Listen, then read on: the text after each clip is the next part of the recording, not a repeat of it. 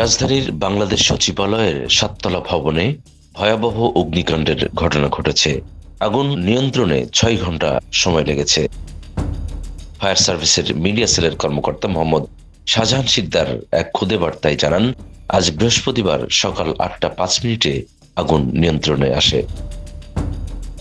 Fire সার্ভিসের তথ্য অনুযায়ী তারা আগুন লাগার খবর পায় গতকাল বুধবার রাত ১টা ৫২ মিনিটে।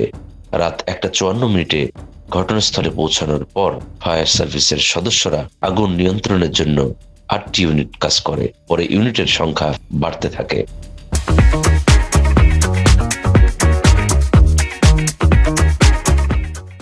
সর্বশেষ ফায়ার সার্ভিসের ১৯টি ইউনিট আগুন নিয়ন্ত্রণে কাজ করছিল। আগুন নেভানোর কাজ করতে গিয়ে ট্রাক চাপায় ফায়ার সার্ভিসের এক সদস্য নিহত হয়েছেন। তার নাম সোহানুজ্জামান নয়ন। আজ সকাল ৭:৩০টার দিকে ফায়ার সার্ভিসের মহাপরিচালক ব্রিগেডিয়ার জেনারেল জাহিদ কামাল ঘটনাস্থলে এক ব্রিফিংয়ে এই তথ্য জানান। ফায়ার সার্ভিসের ডিজি জানান, পানির পাম্প থেকে লাইনের সংযোগ দিতে সড়ক পার হওয়ার সময় ট্রাকের ধাক্কায় সোহানুজ্জামান নয়ন আহত হন।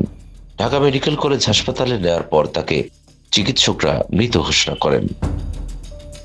ফায়ার সার্ভিসের এক সদস্য নিহত হওয়ার তথ্য ছাড়া আগুনে ক্ষয়ক্ষতির পরিমাণ এখনো জানা যায়নি।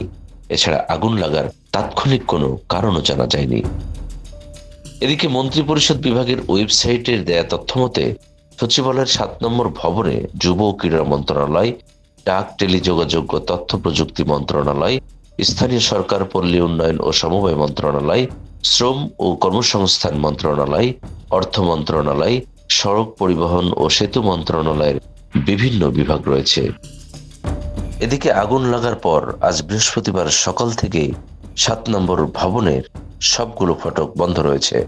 এরই মধ্যে কর্মকর্তা কর্মচারীরা অফিসে আসতে শুরু করলেও আইন শৃঙ্খলা রক্ষাকারী বাহিনী কাউকে ভেতরে ঢুকতে দিচ্ছে না। ফলে সচিবালয়ের সামনে অপেক্ষা করছেন কর্মকর্তা কর্মচারীরা। সচিবালয়ের ১ নম্বর গেটের সামনে দায়িত্বে থাকা পুলিশ কর্মকর্তা সাইফুল ইসলাম গণমাধ্যমকে বলেন, উপরের নির্দেশ কাউকে ভেতরে প্রবেশ করতে দেয়া হচ্ছে না। এদিকে গৃহায়ন ও গণপূর্ত সচিব হামিদুর রহমান খান গণমাধ্যমকে বলেন, আগুন লাগার ঘটনায় দ্রুত একটি তদন্ত কমিটি গঠন করা হবে। নিউজ ডেস্ক, আমাদের সময়।